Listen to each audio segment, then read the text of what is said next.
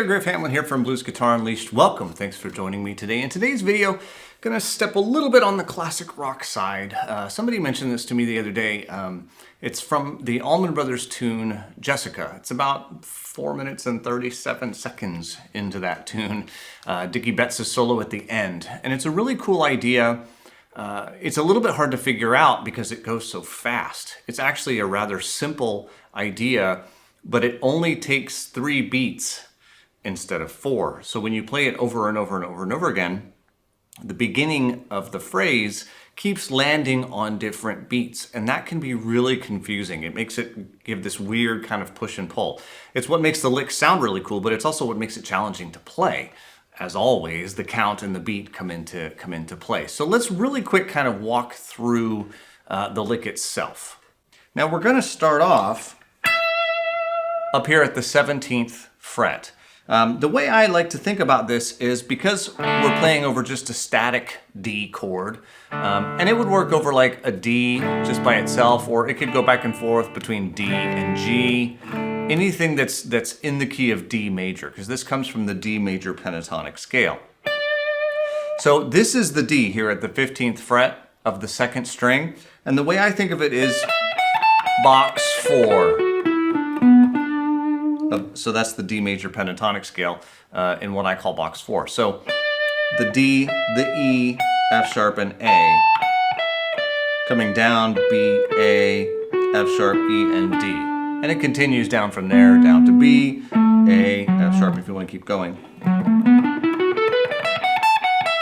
And it's good to know that that's the scale that this comes from, because the way you get into the lick and the way you get out of the lick will come from that scale. I'll show you how it works. Now you don't have to play it here. You could play it here, which would be box 2. It's a little bit more challenging though. Let me walk you through it and I'll show you why I believe that. It comes down to the first 2 notes. The first note is the E. So you notice that's the 17th fret on the tab, down to the 16th fret on the 3rd string, B, D, E, D, B. 1 and 2 and 3 and. 1 and 2 and 3 and. And when I play it like that, it almost sounds like it's in E minor, because we're kind of used to that being a root. So you might want to record yourself playing that D major chord, or just strum that D major chord to get it in your ear,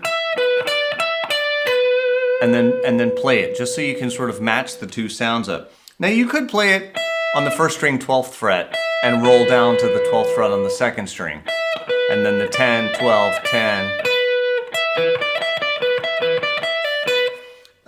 To me, that's just a little bit more tricky because of the finger roll. I also should say that I often do a pull off from the E to the D towards the end there. So I'll do E, B, D, E, pull off, B, when it gets faster. You can pick it all, but I just like the sound of the pull off.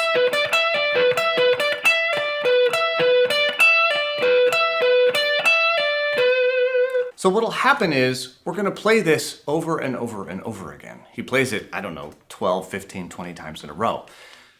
The first time that you play it, you're going to play it starting on beat 1. And as I know it's odd, but this is not blues, so it's okay to start on beat 1. The second time you play it, it's going to start on beat 4 of the same measure. The next time you play it, it's going to start on beat 3 of the next measure. The next time you play it, it's going to start on beat 2, and then finally it's going to start on beat 1 again. And that's kind of an awkward thing.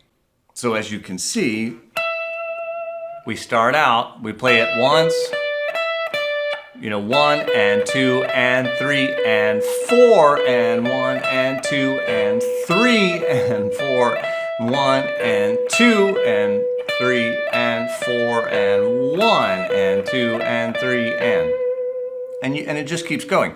So what this is going to require you to do, and it's probably really good practice, because you have to sort of separate your counting from your playing. 1 and 2 and 3 and 4 and 1 and 2 and 3 and 4 and 1 and 2 and 3 and 4 and 1 and 2 and 3 and 4 and 1 and 2 and 3 and 4 and 1 and 2 and 3 and 4 and 1. And I'm really not paying a whole lot of attention. I'm just kind of trucking along. You know, my brain is counting and it's just going and going and going and going. And I'm not listening too carefully to what's happening, because if I listen really, really carefully, it might kind of set me off. But you've really got to focus on the count to keep that. You have to stay in time, and you have to not lose track of what beat you're on, right?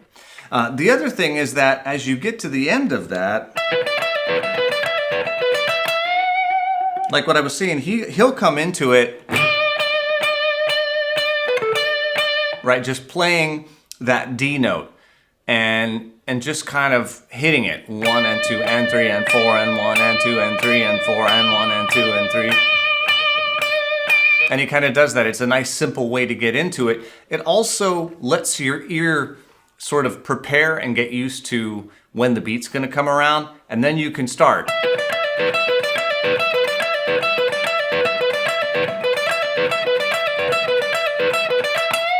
And then when you get to the end, I believe he does a bend from the E to the F sharp. And you can kind of do that. You know, or just play anything from the D major pentatonic scale. Like I said, at that point, anything would be fair game. You're just playing over a D major chord. You don't have to worry about changing scales, changing keys, any of that. Okay? That's it. I know. It's a fairly simple sort of nugget, but to do it correctly and to do it well will definitely take some practice. So, if you dig this video, as always, please share it with your guitar playing friends. Again, I'm Griff Hellman from Blues Guitar Unleashed. Hope you dig it, get some use out of it, and practice it, and I will see you soon. Take care.